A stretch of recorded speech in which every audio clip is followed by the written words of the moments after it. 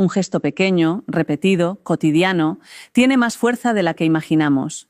Durante mucho tiempo nos han repetido una idea que parece casi una ley. Si no te esfuerzas mucho, no sirve. Si no duele, no cambia nada. Si no es intenso, mejor ni intentarlo. Y eso, poco a poco, se nos ha metido dentro. En la forma en la que pensamos el cuerpo, en cómo entendemos la mente, incluso en cómo nos hablamos a nosotros mismos. La verdad es que esta idea no nace de la ciencia, nace de una cultura que valora el exceso. Más rápido, más fuerte, más lejos. Y claro, cuando llevamos esa lógica al cerebro, creemos que solo responde a gestos grandes, a entrenamientos duros, a rutinas casi heroicas. Pero cuando miramos los datos con calma, cuando observamos cómo funciona realmente el sistema nervioso, esa creencia empieza a caerse. El cerebro no está diseñado para los picos extremos, está diseñado para adaptarse, y adapta mejor cuando lo que recibe es constante, predecible, amable. No necesita que lo empujes al límite para aprender. De hecho, muchas veces ocurre justo lo contrario. Cuando forzamos demasiado, el cerebro se protege, se cierra, prioriza sobrevivir antes que cambiar. Esto es algo que vemos mucho en consulta, en investigación y también en la vida cotidiana. Personas que quieren cuidarse, pero sienten que no pueden con todo lo que deberían hacer. Entonces aparece la culpa, el pensamiento de no es suficiente. Y esa sensación, lejos de ayudar, acaba bloqueando cualquier intento de cambio real. Y es curioso porque el cerebro responde mejor a lo pequeño que a lo espectacular, responde a lo que puede integrar sin estrés, a lo que se repite sin miedo, a lo que cabe en la vida real de una persona, no en una versión idealizada de ella. 10 minutos caminando entran en casi cualquier día. Una rutina extrema, no. Además, hay algo muy importante que solemos olvidar. El cerebro no distingue entre un gesto pequeño y uno grande en términos de intención. Lo que le importa es el mensaje que recibe del cuerpo. Y caminar, aunque sea poco tiempo, le dice algo muy claro. Hay movimiento, hay ritmo, hay continuidad. Y eso, para el cerebro, es información valiosa. Nos han hecho creer que cuidar la mente exige disciplina dura, sacrificio constante y una fuerza de voluntad casi sobrehumana. Pero cuando miramos cómo cambia realmente el cerebro, vemos otra cosa. Vemos que cambia cuando dejamos de pelearnos con él. Cuando dejamos de exigirle más de lo que puede dar, cuando empezamos a acompañarlo. Por eso esta idea resulta tan provocadora, porque rompe con todo lo que nos han contado, porque devuelve el poder a gestos sencillos, y porque nos recuerda que el cambio no siempre llega a través del esfuerzo extremo, sino a través de la regularidad, del cuidado y de decisiones pequeñas que sin darnos cuenta van dejando huella. Cuando das los primeros pasos, aunque parezca que no está pasando gran cosa, tu cerebro empieza a moverse por dentro casi al mismo tiempo que tus piernas. Y a mí esto me fascina, porque solemos pensar que la mente va por un lado y el cuerpo por otro, como si fueran dos mundos separados. Y no. En cuanto caminas, el cuerpo manda señales, y el cerebro las lee como si fueran un mapa. Estamos en marcha. Hay ritmo. Hay vida afuera. Una de las primeras cosas que cambia es algo muy básico, la circulación y el uso de energía. El cerebro es un órgano que consume muchísimo, incluso cuando estás quieto, pero cuando caminas, la demanda se reorganiza. Aumenta el flujo de sangre en ciertas zonas, llega más oxígeno, cambia la forma en la que las neuronas se coordinan. No es magia, es biología. Es como si abrieras ventanas en una casa que llevaba un rato cerrada. Entra aire, se renueva el ambiente y eso se nota, aunque no siempre lo sepas poner en palabras. Luego está el tema de la respiración. Caminar cambia cómo respiras, aunque sea ligeramente. El cuerpo se ajusta a ese movimiento y la respiración se vuelve un poco más rítmica. Y esto es clave porque la respiración no solo sirve para meter aire, es una palanca directa sobre el sistema nervioso. Hay una conversación constante entre cómo respiras y cómo te sientes. Cuando la respiración se ordena, el cerebro recibe una señal de seguridad. No siempre, claro, depende del momento y de la persona, pero muchas veces ocurre algo muy bonito. Baja un poco la tensión interna, se suaviza el estado de alerta y aparece una sensación de «puedo con esto». Y aquí entra una parte que mucha gente reconoce sin necesidad de saber neurociencia. Cuando estás ansioso o con la cabeza llena, es como si tu mente estuviera atrapada en el mismo pensamiento una y otra vez. Ese bucle. Caminar, a los pocos minutos, empieza a romper ese círculo. No porque te dé soluciones mágicas, sino porque cambia el equilibrio de redes cerebrales. Hay una red que se activa cuando estamos dándole vueltas a todo, recordando, anticipando, juzgando, y caminar puede ayudar a que esa red baje el volumen. No se apaga, pero deja de dominarlo todo, y eso, para alguien que vive con preocupación o con tristeza acumulada, puede ser un descanso real. También ocurre algo interesante con la atención. Cuando caminas, tu cerebro tiene que hacer varias cosas a la vez. Coordinar el movimiento, mantener el equilibrio, calcular el espacio, ajustar el paso, responder a lo que hay alrededor. Aunque no lo notes, estás entrenando un tipo de atención más amplia, más abierta. No es la atención de me concentro en una pantalla, es otra. Es una atención que se reparte, y eso, para el cerebro, es muy saludable, porque lo saca del túnel mental. Es como si te devolviera a la realidad física. Estoy aquí, estoy avanzando, hay mundo alrededor. Y hay otro detalle precioso, el ritmo. Caminar tiene un compás, izquierda-derecha, izquierda-derecha. Ese patrón repetido tiene un efecto organizador. El cerebro ama los ritmos porque le dan estructura. Piensa en cómo nos calma una canción, cómo nos acompaña un metrónomo, cómo nos regula un vaivén. El caminar es eso, pero desde dentro. Y ese vaivén constante puede ayudar a ordenar pensamientos que estaban dispersos o emociones que estaban como revueltas, no porque desaparezcan, sino porque se acomodan de otra manera. En los primeros minutos también se activan zonas que tienen mucho que ver con el control y la regulación, como la parte frontal del cerebro, que es la que nos ayuda a frenar impulsos, a elegir, a responder en vez de reaccionar. Cuando estás muy estresado, esa zona se fatiga, se satura. Por eso a veces contestamos peor de lo que queríamos, o tomamos decisiones con prisa, o nos cuesta pensar con claridad. Caminar, incluso un rato corto, puede darle un respiro a ese sistema. Es como si le devolviera un poco de espacio para operar. Y no podemos olvidarnos del cuerpo como sensor. Porque caminar activa receptores en los pies, en las articulaciones, en los músculos. Toda esa información sube al cerebro y lo mantiene conectado al presente. Esto, en personas que pasan mucho tiempo en su cabeza, es una especie de aterrizaje, un regreso a algo muy simple. Tengo un cuerpo, estoy en movimiento, estoy viviendo este minuto. Y cuando esto ocurre, aunque sea un momento, cambia la calidad del pensamiento. Ya no es solo pensar por pensar. Es pensar desde un lugar más estable. Muchas veces, además, aparece algo que la gente me describe así: se me aclaró un poco la mente. Y yo suelo decirles, claro, porque el cerebro no está hecho para estar sentado todo el día rumiando. Está hecho para moverse, mirar, explorar, caminar. En nuestra historia como especie, el movimiento era la norma. Y el cerebro evolucionó dentro de cuerpos que caminaban. Entonces, cuando hoy caminas, aunque sean 10 minutos, estás haciendo algo profundamente natural para tu sistema nervioso. Otra pieza importante es el estado químico del cerebro. Con el movimiento suave, el cerebro empieza a liberar sustancias que ayudan a modular el ánimo y el estrés. No hace falta entrar en nombres raros, pero quédate con esta idea.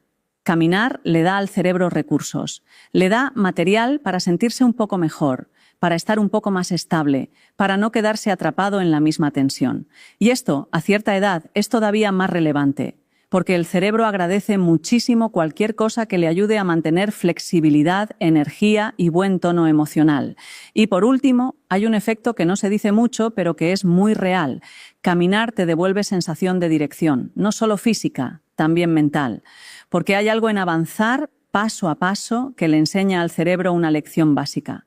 Puedo moverme de un estado a otro, puedo salir de donde estaba, puedo cambiar, aunque sea un poquito, aunque hoy no tenga fuerza para grandes cosas. Por eso insisto tanto en que caminar no es un plan de fitness, es una herramienta cerebral, es una manera de hablarle a tu mente en su propio idioma, que es el cuerpo. Y cuando entiendes esto, ya no caminas solo para hacer ejercicio, caminas para cuidar tu atención, tu calma, tu memoria, tu forma de estar contigo mismo y con los demás. Y lo más interesante es que todo esto empieza a ocurrir mucho antes de lo que la mayoría imagina, casi desde el primer tramo de camino. 10 minutos parecen poca cosa, ¿verdad? Es casi hasta gracioso, porque estamos acostumbrados a que lo que vale siempre sea lo grande. Y sin embargo, en el cuerpo y en el cerebro, el tiempo no funciona solo como una cifra. Funciona como un umbral, como ese punto en el que algo empieza a encajar. Y por eso los 10 minutos no son un número caprichoso. Es un tramo de tiempo en el que ya ha pasado lo suficiente como para que el sistema nervioso cambie de estado, pero no tanto como para que lo vivas como un sacrificio. Lo que muestran muchos estudios, cuando se mide de verdad cómo responde la mente al movimiento suave, es que a partir de un rato corto empiezan a aparecer cambios que se pueden notar por dentro y además se pueden medir por fuera.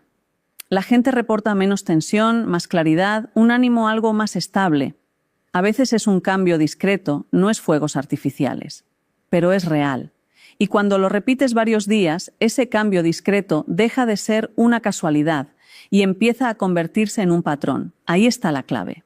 Porque el cerebro aprende por repetición, por pequeñas señales que vuelven una y otra vez hasta que se quedan. En los primeros minutos, tu cuerpo todavía está arrancando, por así decirlo. Te estás adaptando al ritmo, te estás colocando en el paso, la respiración busca su compás. Pero alrededor de ese punto, cuando ya llevas un rato caminando, aparece algo muy interesante. El sistema empieza a regularse. Es como si el cuerpo le dijera al cerebro: vale, esto va en serio, estamos en movimiento, puedes reorganizar prioridades. Y entonces muchas cosas cambian a la vez. Baja un poco la activación de estrés, mejora el tono atencional y el pensamiento deja de ir tan a golpes. A mí me gusta explicarlo de una forma sencilla. El cerebro tiene modos. Hay un modo de supervivencia, rápido, reactivo, que se activa cuando estamos saturados, preocupados, tensos. Y hay un modo más amplio, más capaz de tomar perspectiva, que es el que necesitas para decidir mejor, para relacionarte mejor, para no saltar a la primera. Caminar unos minutos ayuda a pasar del primer modo al segundo, como si movieras un dial. No siempre al 100%, claro, pero sí lo suficiente como para que notes: ah, mira, ya no estoy igual que hace un rato. Y aquí viene la parte que suele ser un poco polémica, porque choca con lo que nos han vendido. Más no siempre es mejor, al menos no de la forma simplista en la que lo repetimos. Hay personas que se obligan a hacer sesiones largas, intensas y salen agotadas, con más estrés del que tenían al empezar. Y entonces se frustran porque creen que si no puedo con esto, no puedo con nada. Pero a veces el cerebro no necesita que te revientes, necesita que le des una señal clara y asumible. 10 minutos son una señal clara y son asumibles incluso en días complicados. Además, 10 minutos tienen una ventaja psicológica enorme. No dan miedo. No te exigen que reserves media tarde. No te obligan a cambiar tu vida entera. Puedes hacerlo aunque estés mayor, aunque estés con poca energía, aunque no te apetezca demasiado. Y eso es importantísimo, porque el cerebro, cuando percibe que algo es fácil de sostener, coopera más. En cambio, cuando lo ve como una carga, empieza la resistencia. Mañana, hoy no. ¡Qué pereza! Y al final, lo que iba a ser salud mental se convierte en otra fuente de presión. En laboratorio y en clínica se ve algo que a mí me parece muy humano. La mejora no viene solo por el movimiento en sí, sino por lo que el movimiento permite que ocurra dentro. En 10 minutos, muchas personas pasan de estar atrapadas en un pensamiento a observarlo con más distancia. Pasan de estar tensas a tener un poquito más de margen. Y ese margen, aunque suene pequeño, cambia el día. Porque con margen respondes distinto, hablas distinto, comes distinto, duermes distinto, tomas decisiones con menos prisa. Es un efecto dominó, pero empieza con algo tan simple como salir y mover las piernas. Y si te fijas, 10 minutos también son un tiempo perfecto para probar sin expectativas. No tienes que creértelo, no tienes que motivarte como si fueras a una competición. Solo lo haces y observas. A ver qué pasa conmigo si camino 10 minutos. Esa curiosidad es un motor muy potente, sobre todo cuando ya has vivido lo suficiente como para saber que las promesas grandilocuentes cansan. Esto no va de prometerte una vida nueva, va de ofrecerte un gesto pequeño que, cuando lo repites, deja huella. Hay gente que me dice: pero solo 10 minutos van a hacer algo, y yo les contesto: piensa en esto. 10 minutos no son solo 10 minutos si se convierten en un hábito. 10 minutos al día son 70 a la semana. Son casi 5 horas al mes. Y sobre todo son una señal diaria al cerebro de que hay cuidado, hay movimiento, hay regulación. El cerebro no se transforma en un día. se transforma por acumulación. Y la acumulación más poderosa no es la que te rompe, es la que se mantiene. Y por eso lo de los 10 minutos es tan importante, porque no busca impresionarte, busca quedarse, busca que lo puedas hacer cuando estás bien, y también cuando estás regular, y también cuando estás de bajón. Porque ahí es donde de verdad se cambia el cerebro, en lo cotidiano, en lo que haces incluso cuando no tienes ganas, en lo que cabe en una vida real. Hay algo que a muchas personas les desconcierta cuando empiezan a caminar de forma regular. No es que los problemas desaparezcan, es que dejan de pesar igual. Y esto es muy importante entenderlo bien, porque no se trata de pensar en positivo ni de convencerte de nada. Se trata de cómo el cuerpo, cuando se mueve, le cambia el tono a la emoción antes incluso de que tú la puedas explicar. Cuando estamos atrapados en una emoción difícil, solemos intentar resolverla pensando más, analizando, buscando causas, soluciones, explicaciones. Y a veces eso ayuda, claro. Pero muchas otras veces ocurre lo contrario. Cuanto más pensamos, más se enreda todo. El pensamiento se vuelve repetitivo, pierde frescura, gira sobre lo mismo y el cuerpo, mientras tanto, sigue tenso, acelerado, cargado. Ahí se produce un desacople muy claro. La cabeza va por un lado y el cuerpo por otro. Caminar vuelve a unir esas dos cosas, no porque te obligue a dejar de pensar, sino porque introduce otra vía de regulación. El movimiento manda señales directas a los sistemas que gestionan la emoción. Es una información muy primaria, muy profunda. El cuerpo le dice al cerebro, hay desplazamiento, hay ritmo, hay continuidad.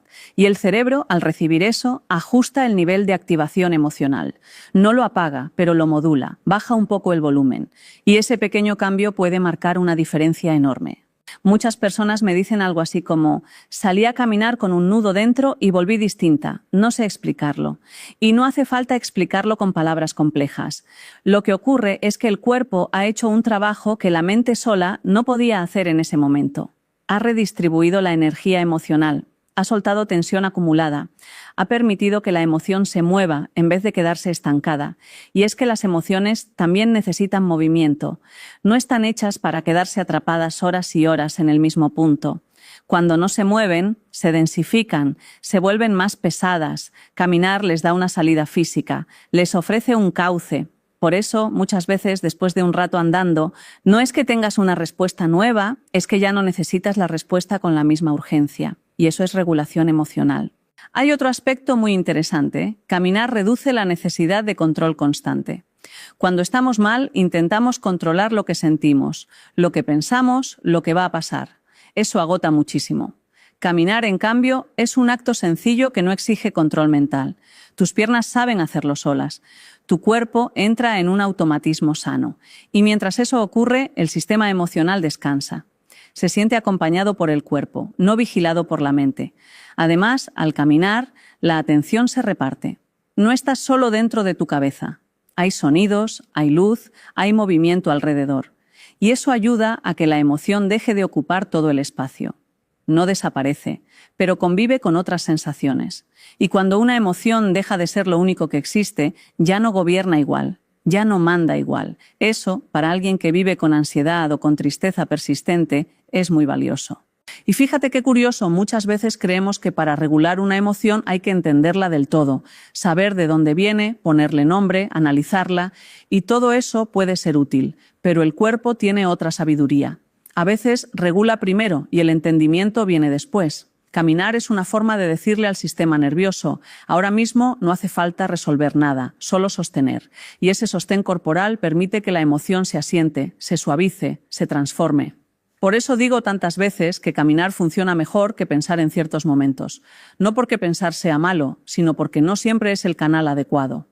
Hay estados emocionales que no se calman con argumentos, se calman con ritmo, con repetición, con presencia física, y caminar ofrece justo eso, sin exigir nada más.